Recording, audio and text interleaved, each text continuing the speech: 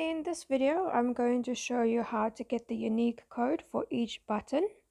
So each button has a unique code that is never the same as any other button, and you use those codes for programming using the software on the B900 display panel.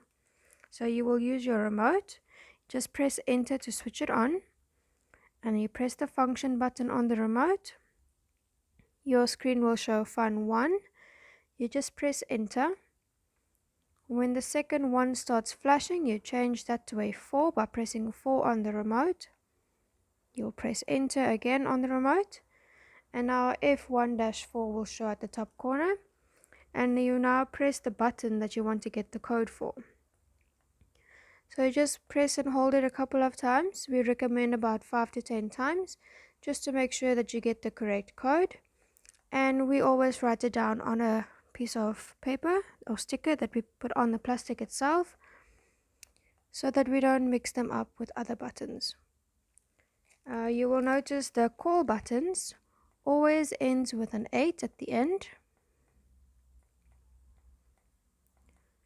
and the cancel buttons always end with a 1 at the end. Now the display panel will only remain in this setting for a few seconds, about 20 seconds or so, and then it will exit the setting by itself. And if you want to avoid that, all you need to do is just take your remote. Okay, that exited now, but all you need to do is you just take your remote. So we'll just go back to that setting, and if you are busy getting the codes, all you need to do to avoid it exiting is just using your remote. You press function once so that it goes back to fun 1-4, and you press enter again.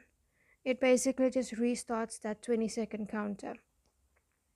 And that is all you need to do to get the codes for your call and cancel buttons. Thank you very much for watching.